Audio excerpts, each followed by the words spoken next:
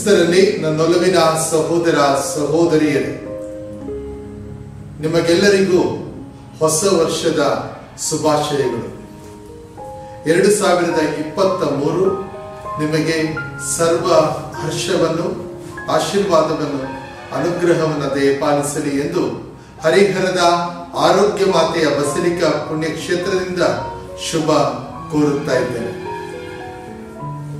ಹೊಸ ವರ್ಷದ ಮೊದಲನೆಯ ದಿನದಂದು ತಾಯಿ ಧರ್ಮಸಭೆ ಒಂದು ಹಬ್ಬವನ್ನ ಆಚರಣೆ ಮಾಡುತ್ತದೆ. ಇದೊಂದು ವಿಶೇಷವಾದಂತಹ ಮಹೋತ್ಸವ, ದೇವಮಾತೆಗೆ ಸಮರ್ಪಿತವಾದಂತಹ ಈ ಹಬ್ಬ. ಯಾತಕ್ಕಾಗಿ ದೇವಮಾತೆಗೆ ವರ್ಷದ ಮೊದಲನೆಯ ದಿನವನ್ನ ಅರ್ಪಿಸಲಾಗುತ್ತದೆ ಎನ್ನುವುದರ ಬಗ್ಗೆ ನಾವು ಸ್ವಲ್ಪ ಚಿಂತನೆಯನ್ನು ಮಾಡೋಣ. ಕ್ರಿಸ್ತಶಕ 431ರಲ್ಲಿ ನಮಗೆಲ್ಲರಿಗೂ ಗೊತ್ತಿರುವ ಹಾಗೆ ದೇವಮಾತೆ ಮರಿಯಮ್ಮನವರ ವಿಷಯ ಬಂದಾಗ ಧರ್ಮಸಭೆಯಲ್ಲಿ ಕ್ರೈಸ್ತರಲ್ಲಿ ವಿಶೇಷವಾಗಿ 2 ರೀತಿಯ ವ್ಯಕ್ತಿಗಳನ್ನ ಕಾಣುತ್ತೇವೆ. ಒಂದು, ಆ ತಾಯಿಗೆ ಸಂಪೂರ್ಣವಾದಂತಹ ಗೌರವವನ್ನು ಸಮರ್ಪಿಸುವಂತಹ ಸಭೆ. ಮತ್ತೊಂದೆಡೆಯಲ್ಲಿ ಆ ತಾಯಿಯನ್ನ ಸ್ವಲ್ಪ ದೂರಕ್ಕೆ ಇರಿಸಿ, ಸ್ವಲ್ಪ ಪಕ್ಕಕ್ಕೆ ಇರಿಸಿ ಪ್ರಭು ಯೇಸು ಕ್ರಿಸ್ತರಿಗೆ ಮಾತ್ರ ಸ್ತುತಿ ಸ್ತೋತ್ರ ನಮನವನ್ನು ಸಲ್ಲಿಸುವಂಥದ್ದು. ಖಂಡಿತವಾಗಲು ಪ್ರಭು ಯೇಸು ಕ್ರಿಸ್ತರಿಗೆ, ತ್ರಯೇಕ ದೇವರಿಗೆ ಮಾತ್ರ ಸ್ತುತಿ ಸ್ತೋತ್ರ ನಮನವನ್ನು ನಾವು ಸಲ್ಲಿಸಬೇಕು. ಆದರೆ ದೇವಮಾತೆ ಮರಿಯಮ್ಮನವರಿಗೆ ನಾವು ನೀಡುವಂತಹ ಗೌರವ ಸೂಕ್ತವಲ್ಲವೇ ಎನ್ನುವಂತಹ ಆಲೋಚನೆಯನ್ನ ಇವತ್ತು ಮಾಡಬೇಕಾಗಿದೆ. ವರ್ಷದ ಮೊದಲನೆಯ ದಿನದಂದೇ ತಾಯಿ ಧರ್ಮಸಭೆ ದೇವಮಾತೆಯ ಮಹೋತ್ಸವವನ್ನ ಆಚರಣೆ ಮಾಡ್ತಾ ಇದೆ. ಈಗಾಗಲೇ ನಿಮಗೆ ತಿಳಿಯಪಡಿಸಿದ ಹಾಗೆ ಕ್ರಿಸ್ತಶಕ 431ರಲ್ಲಿ ಎಫೆಸಸ್ ಎನ್ನುವಂತಹ ಸ್ಥಳದಲ್ಲಿ ಒಂದು ಸಮ್ಮೇಳನ ನಡೆಯುತ್ತದೆ. ಆ ಸಮ್ಮೇಳನದ ವಿಷಯ ಬಹಳ ಉತ್ಸುಕತೆಯಿಂದ ಕೂಡಿದ್ದಾಗಿದೆ. ನೋಡಿ, ಈಗ ನಡೆಯುತ್ತಾ ಇರುವಂತಹ ಹಲವಾರು ವಿಷಯಗಳನ್ನು ನಾವು ಆರಿಸಿಕೊಂಡಾಗ, ಆ ತಾಯಿಯ ಬಗ್ಗೆ ಒಬ್ಬರು ಮಾಡುವಂತಹ ಅಪಮಾನವನ್ನ ಕೇಳಿದಾಗ ಬಹಳ ಅಸಹ್ಯವೆನಿಸುತ್ತದೆ. ಈ ರೀತಿಯ ವಿಷಯ ಇವತ್ತು ನೆನ್ನೆಯದಲ್ಲ, ನೂರಾರು ವರ್ಷಗಳಿಂದ, ಸಾವಿರಾರು ವರ್ಷಗಳಿಂದ ನಡೆದು ಬಂದಿದೆ ಎನ್ನುವುದಕ್ಕೆ ಈ ಒಂದು ಮಹಾ ಸಮ್ಮೇಳನ ಉದಾಹರಣೆಯಾಗಿ ನಿಂತುಕೊಳ್ಳುತ್ತದೆ. ನೆಸ್ಟೋರಿಯಸ್ ಎನ್ನುವಂತಹ ಕಾನ್ಸ್ಟಾಂಟಿನೋಪಲಿನ ಮಹಾಧರ್ಮಾಧ್ಯಕ್ಷರಿಗೆ ಒಂದು ಆಲೋಚನೆ ಬರ್ತದೆ. ಅದೇನು ಅಂತ ಹೇಳಿದ್ರೆ, ಮಾತೆ ಮರಿಯ ನಮ್ಮ ರೀತಿಯಲ್ಲಿ ಒಬ್ಬ ಮನುಷ್ಯರಾಗಿರುವುದರಿಂದ ಆಕೆ ಹೇಗೆ ದೇವರ ತಾಯಿಯಾಗಲು ಸಾಧ್ಯ ಎನ್ನುವಂತಹ ಆಲೋಚನೆ ಈ ಮಹಾಧರ್ಮಾಧ್ಯಕ್ಷರಲ್ಲಿ ಬರ್ತದೆ. ಆಗ ಅವರು ಹೇಳ್ತಾರೆ, ಪ್ರಭು ಯೇಸು ಕ್ರಿಸ್ತರು ಏನು ನಾವು ನಿಜ ಮಾನವರು, ನಿಜ ದೇವರು ಅಂತ ಹೇಳ್ತೇವೆ, ಅವರು 2 ವ್ಯಕ್ತಿಗಳಾಗ್ತಾರೆ ಅಂತ ಹೇಳಿ. ಸಾಮಾನ್ಯವಾಗಿ ನಮಗೆಲ್ಲರಿಗೂ ಗೊತ್ತಿರುವ ಹಾಗೆ ಪ್ರಭು ಯೇಸು ಕ್ರಿಸ್ತರು ಏಕ ವ್ಯಕ್ತಿಯಾಗಿದ್ದಾರೆ. ಅದನ್ನು ನಾವು ಗಮನದಲ್ಲಿಟ್ಕೋಬೇಕು. ಆದರೆ ಅವರಲ್ಲಿ 2 ರೀತಿಯ ಸ್ವಭಾವಗಳಿದ್ದಾರೆ. ಆ ಸ್ವಭಾವಗಳು ಅಂತ ಹೇಳಿದ್ರೆ ಏನು? ಒಂದು ದೇವ ಸ್ವಭಾವ, ಏಕೆಂದರೆ ಅವರು ದೇವರ ಪುತ್ರರಾಗಿದ್ದಾರೆ. ಮತ್ತೊಂದು ಮನುಷ್ಯ ಸ್ವಭಾವ, ಯಾಕಂದ್ರೆ ನಮ್ಮ ರೀತಿಯಲ್ಲಿ ಅವರು ಕೂಡ ಮನುಷ್ಯರಾದರು. ಈ ಒಂದು ಸಂದರ್ಭದಲ್ಲಿ ನಾವು ಅರ್ಥ ಮಾಡಿಕೊಳ್ಳಬೇಕಂತ ವಿಷಯ ಏನು ಅಂತ ಹೇಳಿದ್ರೆ, ಈ ನೆಸ್ಟೋರಿಯಸ್ ಎನ್ನುವಂತಹ ಮಹಾಧರ್ಮಾಧ್ಯಕ್ಷರು ಹೇಳ್ತಾರೆ, ಮೇರಿ ಮಾತೆ ಆಕೆ ದೇವರ ತಾಯಿ ಆಗಲು ಸಾಧ್ಯವಿಲ್ಲ, ಆಕೆ ಕ್ರಿಸ್ತನ ತಾಯಿ ಮಾತ್ರ ಅಂತ ಹೇಳಿ. ಗ್ರೀಕ್ ಭಾಷೆಯಲ್ಲಿ ಇದನ್ನು ಥಿಯೋಟೋಕಸ್ ಎಂದು ಹೇಳ್ತಾರೆ.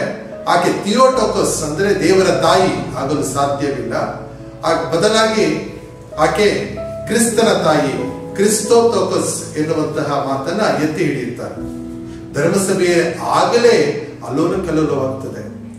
ಧರ್ಮಸಭೆ ಒಟ್ಟಾಗಿ ಎಫೆಸಸ್ ನಗರದಲ್ಲಿ ಸೇರ್ಬಿಟ್ಟು ಹೇಳ್ತದೆ, ಮೇರಿ ಮಾತೆ ಕ್ರಿಸ್ತನ ಮಾತೆ ಮಾತ್ರವಲ್ಲ, ದೇವರ ತಾಯಿ ಕೂಡ ಆಗಿದ್ದಾರೆ ಅಂತ ಹೇಳಿ.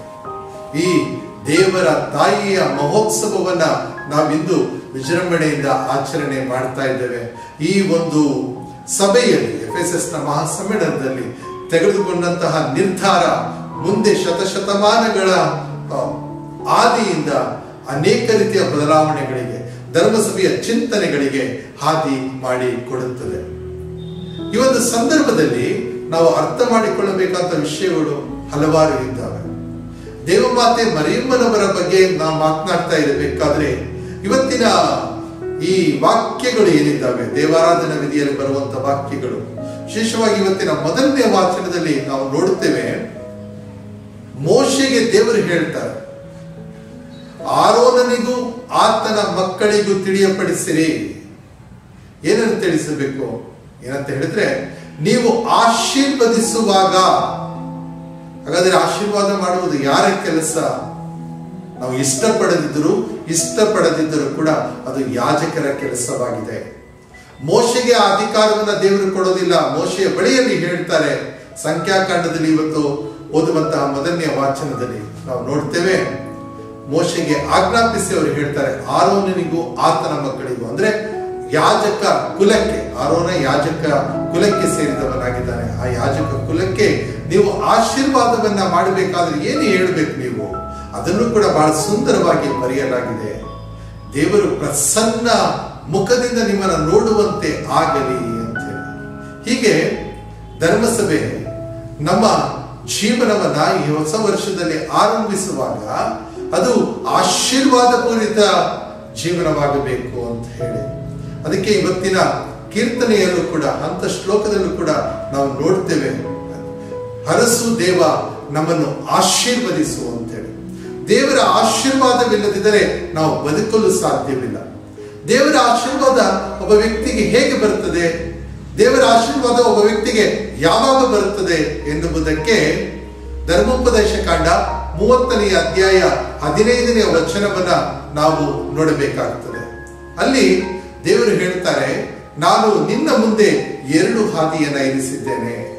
ನಾನು ನಿನ್ನ ಮುಂದೆ 2 ಹಾದಿಯನ್ನ ಇರಿಸಿದ್ದೇನೆ. ಒಂದು ಜೀವಿಸುವವರ ಹಾದಿಯಾಗಿದೆ, ಮತ್ತೊಂದು ಸತ್ತವರ ಹಾದಿಯಾಗಿದೆ. ನೀವು ನನ್ನನ್ನು, ಅಂದರೆ ಏಕ ದೇವರನ್ನು ಆರಾಧಿಸಿ ನಾನು ಹೇಳಿದ ಪ್ರಕಾರ ನಡೆದರೆ ಜೀವಿಸುವ ಹಾದಿಯನ್ನ ಆರಿಸಿಕೊಳ್ಳುತ್ತೀರಾ. ಅದನ್ನು ಬಿಟ್ಟು ನೀವು ಅನ್ಯ ದೇವರ ಕಡೆಗೆ ಸಾಗಿ ಏನಾದರೂ ನನ್ನನ್ನು ತಿರಸ್ಕಾರ ಮಾಡಿದರೆ ಸಾವಿನ ಹಾದಿಯನ್ನ ನೀವು ಹಿಡಿಯುತ್ತೀರಾ ಅನ್ನುವಂತ ಮಾತನ್ನ ಹೇಳ್ತಾರೆ. ಅಂದರೆ ಆಶೀರ್ವಾದ ಬರುವಂತದ್ದು ನಿಜವಾದಂತಹ ದೇವರ ಆರಾಧನೆಯಿಂದ, ಆ ದೇವರಿಗೆ ನಾವು ಸಲ್ಲಿಸುವಂತ ಆರಾಧನೆಯಿಂದ ಎನ್ನುವುದನ್ನು ನಾವು ಮರೆಯಕೂಡದು. ಇನ್ನು ಇವತ್ತಿನ 2ನೆಯ ವಾಚನವನ್ನು ನಾವು ತೆಗೆದುಕೊಂಡಾಗ, ಸಂತ ಪೌಲರು ಗಲಾತ್ಯರಿಗೆ ಬರೆದಂತ ಪತ್ರ 4ನೇ ಅಧ್ಯಾಯ 4ನೇ ವಚನದಲ್ಲಿ ಬರುವಂತಹ ಅದೇ ಮಾತನ್ನು ಉಲ್ಲೇಖವಾಗಿ ನಾವು ಇಲ್ಲಿ ತೆಗೆದುಕೊಳ್ಳಬಹುದು.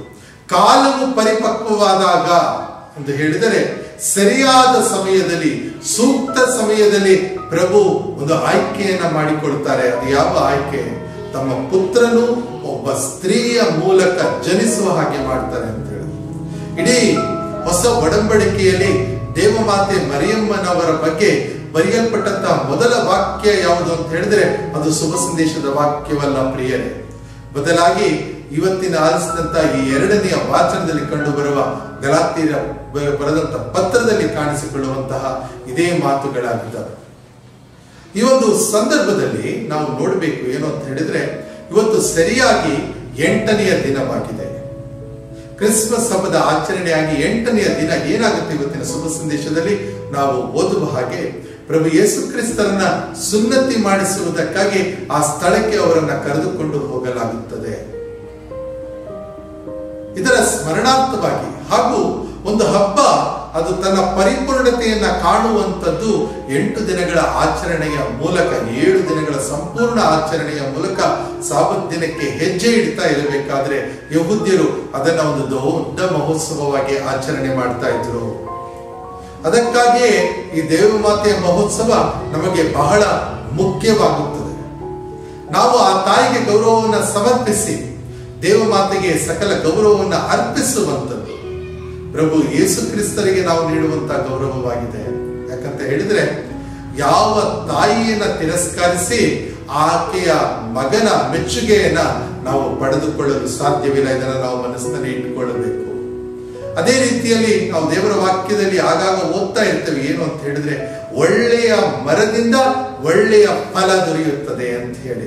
ಪ್ರಭು ಯೇಸು ಕ್ರಿಸ್ತರು ಆ ಒಳ್ಳೆಯ ಫಲವಾಗಿದ್ದಾರೆ ಅಂತ ಹೇಳಿದ್ರೆ ಅವರ ತಾಯಿ ಕೂಡ ಅವರ ರೀತಿಯಲ್ಲಿಯೇ ಒಳ್ಳೆಯವರಾಗಿ ಜೀವನವನ್ನ ನಡೆಸಿದರು ಅಂತ.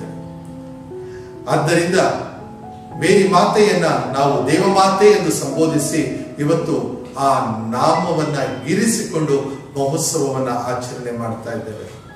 ಹೊಸ ವರ್ಷ 2023 ಈಗ ಆರಂಭವಾಗ್ತಾ ಇದೆ. ಈ ಒಂದು ಸಂದರ್ಭದಲ್ಲಿ ನಾವು ಯಾವುದಾದ್ರೂ ಒಂದು ಚಿಕ್ಕ ನಿರ್ಧಾರವನ್ನ ತೆಗೆದುಕೊಳ್ಳಬೇಕು. ಅದು ದೊಡ್ಡ ನಿರ್ಧಾರವಾಗಿ ಒಂದು ದಿನಕ್ಕೆ ಮಾತ್ರ ಸೀಮಿತವಾದಂತಹ ನಿರ್ಧಾರವಾಗಬಾರದು. ಒಂದು ಆರಂಭದ ಶೂರತ್ವವಾಗಿರಬಾರದು. ಬದಲಾಗಿ ಇಡೀ ವರ್ಷದಲ್ಲಿ ನಾವೊಂದು ಚಿಕ್ಕ ಕಾರ್ಯವನ್ನ ಮಾಡುತ್ತೇನೆ ಅಂತ ನಿರ್ಧಾರವನ್ನ ತೆಗೆದುಕೊಳ್ಳೋಣ. ನಮ್ಮಲ್ಲಿರುವಂತಹ ಕೆಟ್ಟ ವ್ಯಸನಗಳು ಇರಬಹುದು. ಮದ್ಯಪಾನ, ಧೂಮ್ರಪಾನದ ಒಂದು ವ್ಯಸನವಿರಬಹುದು. ಅದರಿಂದ ಹೊರಬರಲು ಪ್ರಯತ್ನವನ್ನ ಪಡಬೇಕು. ಈ ಹೊಸ ವರ್ಷದಲ್ಲಿ ನಾನು ಈ ಕಾರ್ಯಕ್ಕೆ ಕೈ ಹಾಕುವುದಿಲ್ಲ ಎನ್ನುವಂತ ನಿರ್ಧಾರವನ್ನ ನಾವು ತೆಗೆದುಕೊಳ್ಳಬೇಕು. Resolutions are made to be broken ಎನ್ನುವಂತ ಮಾತು ಆಂಗ್ಲ ಭಾಷೆಯಲ್ಲಿದೆ. ಏನು ಅಂತ ಹೇಳಿದ್ರೆ ನಾವು ತೆಗೆದುಕೊಳ್ಳುವಂತಹ ನಿರ್ಧಾರ ಮುರಿಯುವುದಕ್ಕಾಗಿ ಇರುವಂತದ್ದು ಅಂತೇಳಿ. ಅನೇಕ ಬಾರಿ ಆ ರೀತಿ ಆಗುವುದು ಸಹಜ. ಆದರೂ ಕೂಡ ದೃಢ ಮನಸ್ಸಿನಿಂದ where there is a will there is a way, ಎಲ್ಲಿ ನಿಜವಾದಂತಹ ಇಚ್ಛಾಶಕ್ತಿ ಇದೆಯೋ ಅಲ್ಲಿ ನಮ್ಮ ಕಣ್ಣಿಗೆ ದಾರಿ ಕಾಣಿಸುತ್ತದೆ ಎನ್ನುವುದನ್ನು ನಾವು ಮನಸ್ಸಿನಲ್ಲಿ ಇಟ್ಕೊಳ್ಬೇಕು. 2023ರಲ್ಲಿ ನಾವು ಹೆಜ್ಜೆಯನ್ನ ಇರಿಸ್ತಾ ಇರಬೇಕಾದರೆ ಈ ವರ್ಷದಲ್ಲಿ ನಮಗೆ ದೇವರು ತನ್ನ ಆಶೀರ್ವಾದವನ್ನ ಹೇರಳವಾಗಿ ನೀಡುವಂತೆ ಆಗಲಿ ಎಂದು ಬೇಡಿಕೊಳ್ಳೋಣ. ಇವತ್ತಿನ ಮೊದಲನೆಯ ವಾಚನದಲ್ಲಿ ಬರುವ ಮಾತಿನ ಪ್ರಕಾರ ಅದೇ ರೀತಿಯಲ್ಲಿ ಆ ತಾಯಿಗೆ ನಾವು ಸಂಪೂರ್ಣವಾದ ಗೌರವವನ್ನು ಸಮರ್ಪಿಸ್ತಾ ಇದ್ದೇವೆ. ಧರ್ಮಸಭೆ ಆಕೆಗೆ ದೇವರ ತಾಯಿ ಎನ್ನುವಂತ ಶೀರ್ಷಿಕೆಯನ್ನ ನೀಡಿರಬೇಕಾದರೆ ಆ ದೇವ ಮಾತೆಗೆ ನಾವು ಕೂಡ ಗೌರವವನ್ನು ಸಲ್ಲಿಸುವಂತೆ ಆಗಲಿ. ಈ ಹೊಸ ವರ್ಷದಲ್ಲಿ ನಮಗೆ ಅವಶ್ಯವಾದಂತಹ ವರದಾನವನ್ನ ಪ್ರಭು ಕರುಣಿಸಲಿ. ಸಂತೋಷ, ಶಾಂತಿ, ನೆಮ್ಮದಿಯನ್ನ ದಯಪಾಲಿಸಲಿ ಎಂದು ಪ್ರಾರ್ಥಿಸೋಣ. ಆ ತಾಯಿಗೆ ನಾವು ನೀಡುವಂತಹ ಗೌರವ ನಿಜಕ್ಕೂ ಅವರ ಪುತ್ರರಾದ ಪ್ರಭು ಯೇಸು ಕ್ರಿಸ್ತರಿಗೆ ಸಲ್ಲಿಸುವಂತಹ ನಿಜವಾದಂತಹ ಸನ್ಮಾನವಾಗಿದೆ ಎನ್ನುವುದನ್ನ ಮರೆಯದಿರೋಣ. ಆಮೆನ್.